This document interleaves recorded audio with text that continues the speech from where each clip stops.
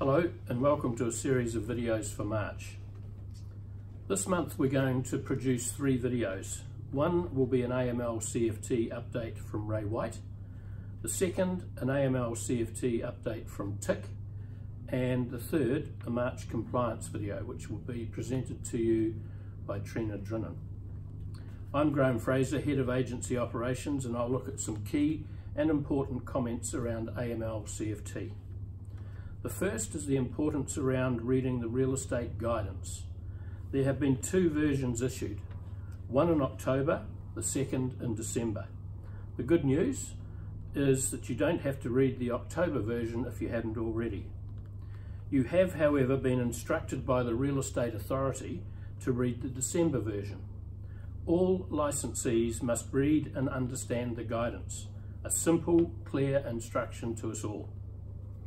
Caroline Cody from the Police Financial Intelligence Unit made a comment at our symposium on the 1st of March that the industry in general has been slow to read and understand the guidance, so the level of knowledge is low. This is evidenced by the questions we all get asked. At our team meetings around the country each week, there is a barrage of questions, the majority of which can be answered by simply reading the guidance. An example would be around the signing, dating and process required around the agency agreement. Secondly, take the time and effort to put a listing kit containing AML CFT information together. It should contain the introduction to AML, an AML CFT glossary, and an REINZ information sheet and proving your identity flyer. They're all easily available and they're all documents which will help explain to your clients what you're doing, asking questions around their client verification. Thirdly, prepare your appraisal. Check or assess the title and identify your client to see if they're single, joint or more owners. If there's 3, then this could be a trust, or if there's more, identify whether or not you're dealing with a company. It all comes under the general classification of knowing your client. When you ring to make the appointment, explain the industry came under AML CFT legislation on the 1st of January, and now we're required to complete customer due diligence on our clients. Ask a couple of questions. Do they have a family trust, especially if the title is not clear on this? And could they have a copy of their passport and driver's license available when you call? It is important you explain the AML CFT requirements, and it applies to them and to you. Have the AML listing kit information available to support your comments. Work your way through to the point where you secure the listing. Pull out the agency agreement, complete and get all the required signatures. The client signs and adds the date they are signing only. Leave a copy with the client as proof of what was completed. Work through the online vendor form and introduce TIC and the role they play in CDD and that they may contact you. Return to the office with the required documents and credentials and give them to the AML administrator who triggers CDD via TIC. TIC will comment more on this in their separate video. When the job comes back from TIC completed, the AML team will add the project number in the panel provided on the agency agreement. Once CD has been completed, then and only then can the agency agreement be signed by either the licensee agent or the AML compliance officer. They will also check that CDD has been completed on all parties on the title. Return, this is the salesperson, returns the completed agreement to the client. This works if you're going to collect marketing money. It could be emailed as an alternative. Under no circumstances comment on the CDD. This could be seen as tipping off and carries severe penalties. Under no circumstances show, share or provide the outcome report to the client. Again, this is tipping off. The information on the report should be retained in the office on a strictly confidential basis. Under no such circumstances should the salesperson sign the agency agreement. I repeat, under no circumstances can a salesperson sign the agency agreement when the client does as CDD has not been completed. The Act, the regulations and the guidance clearly state that we are required to carry out CDD before we sign the agency agreement. You cannot make the signing subject to completing CDD. The DIA have specifically refused this option. We've covered off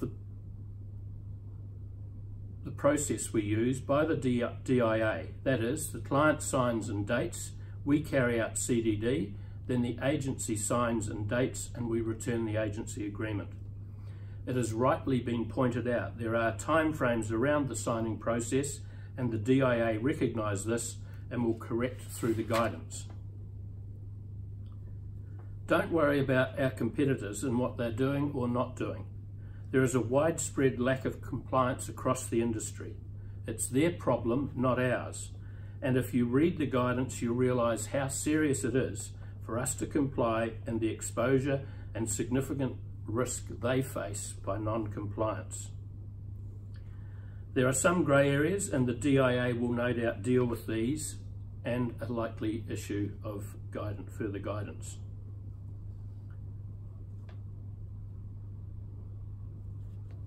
We're in the process of updating the agency agreement, and it's not a full revision, but does tidy up some outstanding matters and include statements and clauses around AML.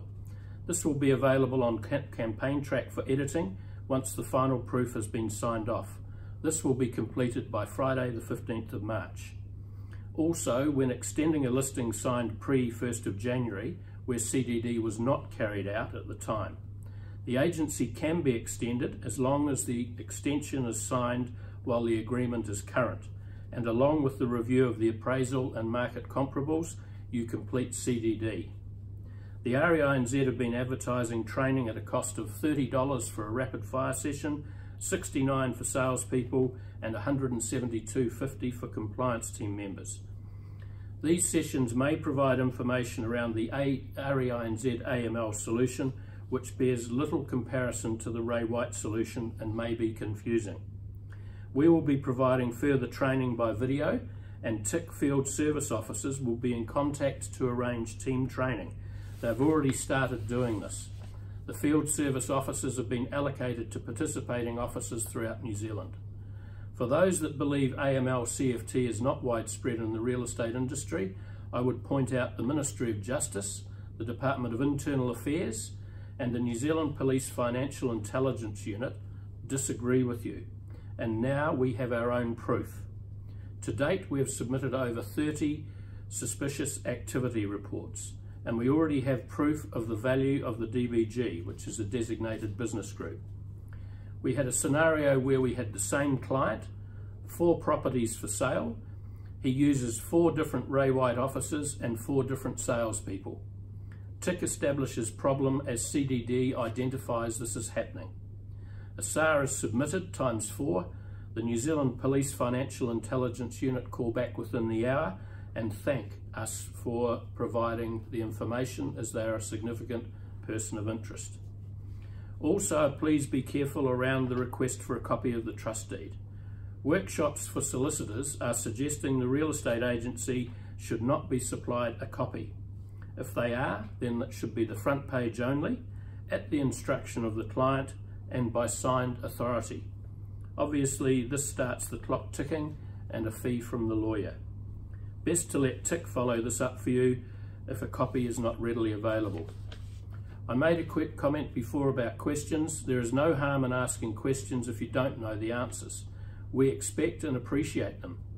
We will commence an FAQ session in each future video to answer the most commonly asked questions. There is a significant amount of information out there, and we've made a point of highlighting key points when we communicate with you.